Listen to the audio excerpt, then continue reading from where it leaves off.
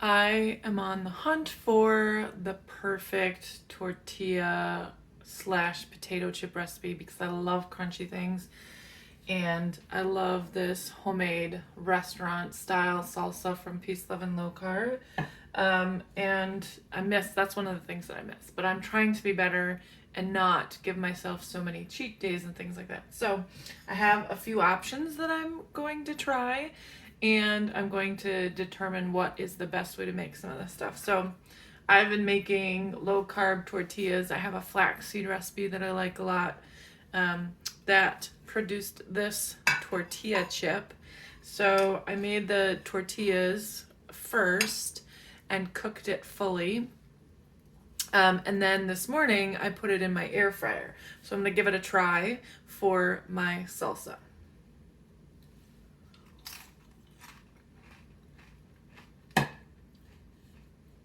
It has a nice crunch.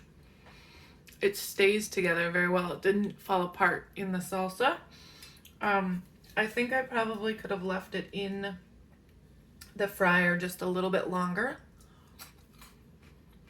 to get even more crisp. It doesn't taste like a corn tortilla chip, but it does have kind of a neutral flavor, which is good. I could add more salt to it before I cook it to give it a little bit more salty taste, so that's pretty good. I have another tortilla recipe that I use. Again, in this case, I didn't actually cook it as a tortilla first. I put it uncooked into the air fryer. The thing to note about this is that this is a purely like almond flour one. It makes a really good tortilla for tacos and things like that, a soft tortilla, but I haven't really found the flavor of them baked as a tortilla chip quite as good. So let's see.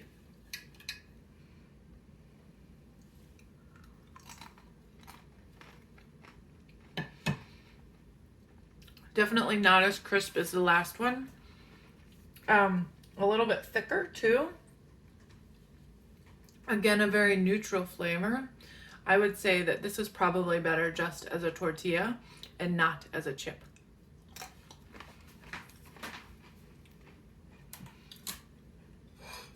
Okay, and then finally, this is more of a potato chip replacement than a tortilla chip replacement. Here's my dish. This is turnip, and I've made it a couple of different ways. And I was playing around with stuff. You can see that I definitely burnt some of them. But here's a good example of one that came out of the oven. I definitely made them too thin. So if I make them again, I'm gonna try making them a little thicker. And here's one that came out of the air fryer. I really like the shape of the air fryer ones. They kind of mimic a potato chip a lot better. I had to play around with the heat and the timing and stuff like that, and you're like constantly checking them, but I do like the way they turned out. Both for the air fryer ones and the oven ones, I do think I need to thicken them up a little bit instead of making them so thin, though I do like a thin potato chip. So let's try the baked ones. Got a little bit, that one did not fall apart. Some of them have fallen apart in the past for me. Can you hear that crunch? It's quite good. I probably could have used more salt and pepper when I made it.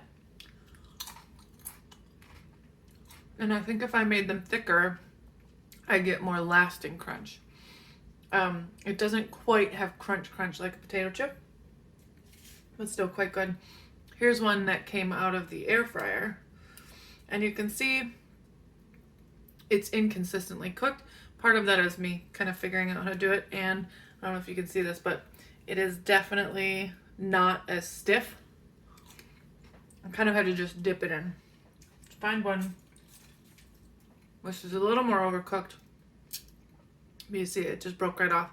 So I think if I made them just a little bit thicker,